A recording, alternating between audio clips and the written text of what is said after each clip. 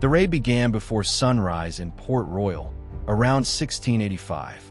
Fog rolled low over the harbor as British soldiers moved in, boots thudding against wet wood, muskets raised. For years, smuggling had drained the crown's wealth. Untaxed sugar, rum, stolen goods slipping through their fingers. Ships had been searched, men had been hanged, and still, the trade never stopped. Not once. That morning, the governor believed he had found the source. Not a pirate, not a captain, a woman. They stormed a warehouse near the docks, expecting to expose the operation. But inside, nothing. No records, no cargo, just silence. And in that moment, a quiet realization settled in. They weren't chasing a person. They were chasing a system. Please, watch till the end and don't forget to subscribe. The real story is not what history tells you.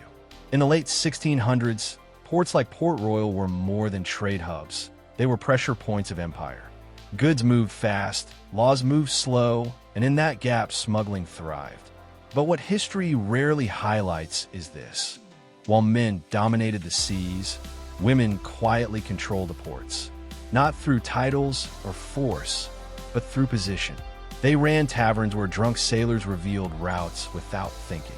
They owned lodging houses where identities changed overnight. They worked in markets where legal and illegal goods blended seamlessly. And most importantly, they listened.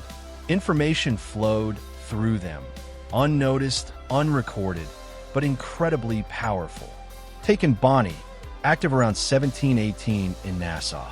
She is remembered as a pirate fighting beside Calico Jack Rackham. But before the battles, she lived in one of the busiest smuggling ports in the Caribbean, a place where information mattered more than weapons. Women like her could move freely through spaces men overlooked. Markets, taverns, private rooms. No one suspected them, and that made them dangerous. Or consider Mary Read, who disguised herself as a man at sea, but on land relied on connections and trust. Because piracy didn't survive on ships alone, it depended on ports, on hidden networks, on people who could move stolen goods without leaving a trace. And often, those people were women. Across the Atlantic world, especially in colonial towns, widows and female merchants managed businesses while men were away at sea. They handled cargo, negotiated deals, and quietly redirected goods. No one watched them closely. No one expected them to be part of anything illegal. And that blind spot became their greatest advantage. They could hide contraband inside legitimate shipments, coordinate with dock workers, and shift entire routes without drawing attention. No violence, no chaos, just control. By the early 1700s, British authorities realized something was wrong. This wasn't random smuggling, it was organized, flexible, and nearly impossible to track. Patrols increased. Inspections tightened. Punishments became harsher. But every time they blocked one route, another appeared.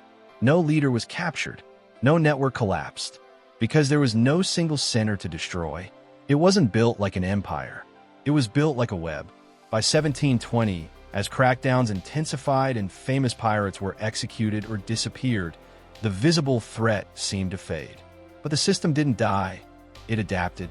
Smuggling blended into legal trade. Networks dissolved into everyday business. And the women behind it, most were never recorded, never arrested, never even suspected. History remembers the loud figures, the captains, the battles, the hangings, but it forgets the quiet power behind them. Because in the end, the real control of the Golden Age ports didn't belong to the men firing cannons in the open sea.